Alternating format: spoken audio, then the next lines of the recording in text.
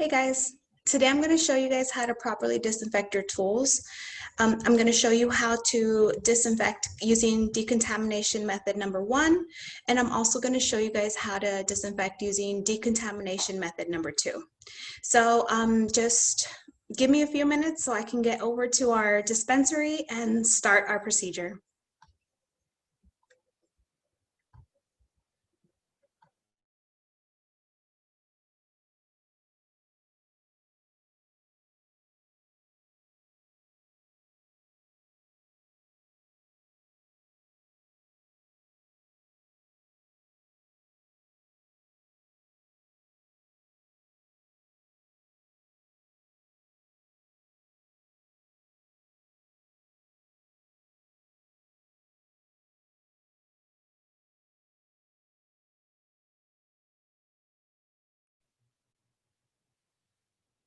Okay, so the first thing that I did is I filled up one section of the sink with soapy water. So I did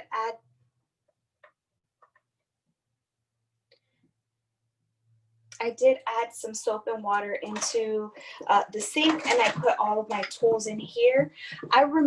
There are some brushes and combs in here, and I removed all of the hair using a brush like this. This is specifically meant to remove hair. And I removed all of the hair before I wet my tools or before I wet my combs and brushes.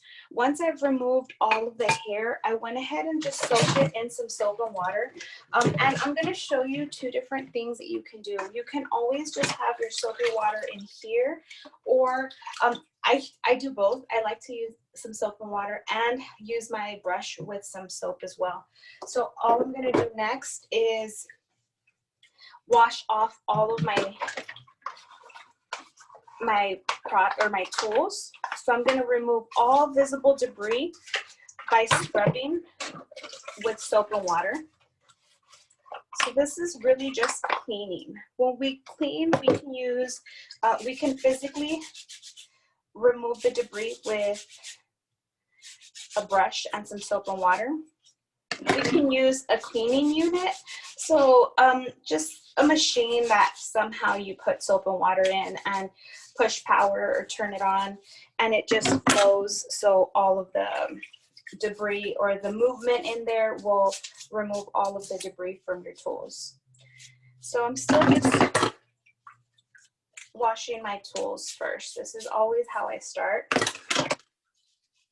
And again, I do want to get all of the debris out.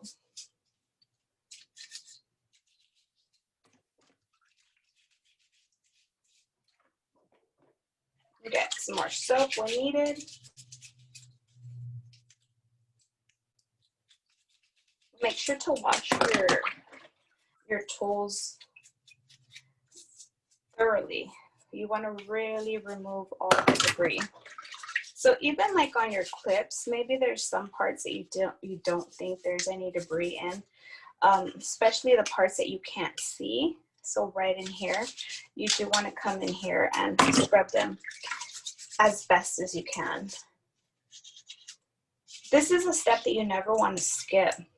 You don't want to ever just use your disinfecting solvent or solution. You always want to wash with soap and water first. All debris does have to be removed completely so that it could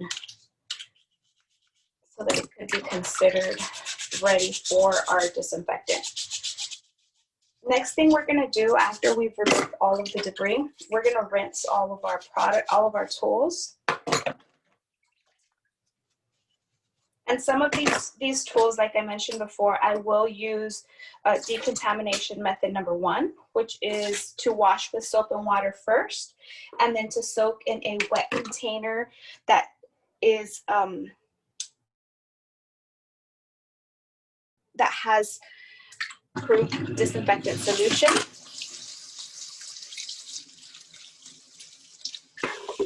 So now I'm going to rinse off all of my tools, and I'm going to start with decontamination method number 1, the second part of decontamination method number 1. I'm going to rinse all of my tools, and I'm going to soak them in EPA approved disinfectant solution. So this solution becomes inactive or contaminated if you don't, or if you haven't removed all visible debris from your tools first. And also with soap, if you don't rinse off your tools, the soap could possibly contaminate and make your solution ineffective. So make sure that you are rinsing thoroughly. And for this particular video, I'm using all of my plastic tools. I'm using these to show you guys my decontamination method number 1. I'm going to use all of my metal tools to show you guys decontamination method number 2. So also, you never want to stick your hand or touch your EPA-approved disinfectant. So if you need, you can kind of move everything around using your tongs, because everything does have to be fully immersed as well.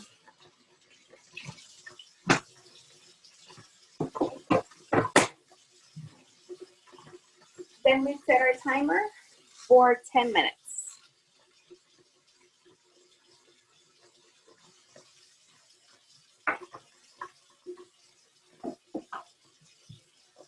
Now I'm going to use my metal tools to show you decontamination method number 2.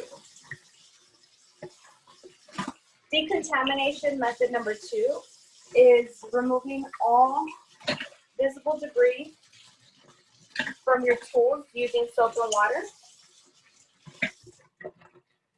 And then we're going to dry them, and then we're going to put them in our sterilizing cabinet. Okay, so there are all my tools. Now I'm going to dry them.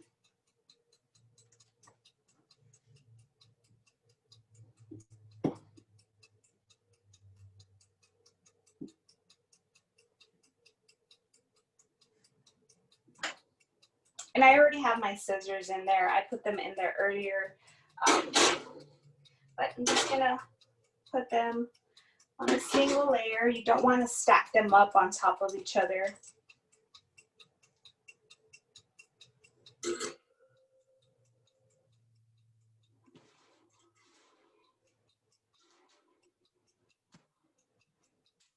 We'll turn it on, and then we'll go to the lowest setting time on here is 30 minutes. So we have either 30 minutes, 60 minutes, or 90 minutes. TDLR requires that we soak or that we keep our implements in our sterilizing cabinet for a minimum 10 minutes. So I'm just going to go ahead and turn it on like it is. There we go. And we'll just let that work for 30 minutes. We'll let this work for 10 minutes. And most likely what I'll do is once this is at 20 minutes, I'll probably just take my tools out and store them appropriately.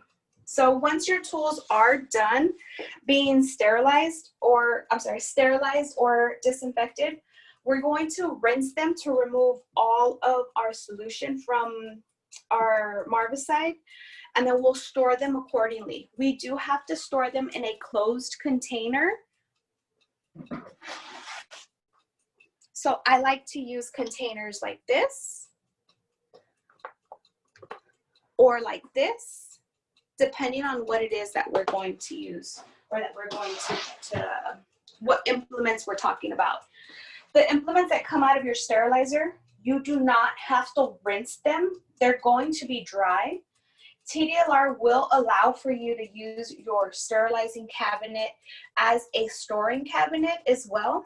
I don't like to do that because I like it to be free for whenever we do have to sterilize something. So once this gets down to 20 minutes, that means that my tools have been sitting in there for 10 minutes. What I'll do is I'll take my tools out and I'll store them accordingly. I have a tool case for my scissors. I have a different tool case for my clips or for my manicuring implements. Sometimes people have tool belts. You can put all your implements in your tool belt and then store your tool belt accordingly. Just keep in mind, everything does have to be properly stored closed completely so that no debris is able to fall on it or land on it and contaminate it.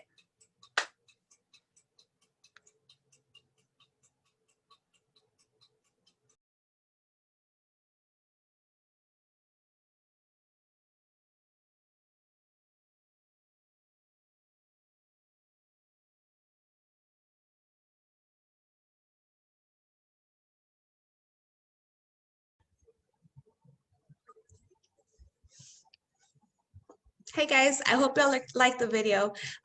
Just keep in mind, everything that you use, you always want to make sure to properly disinfect or sterilize accordingly.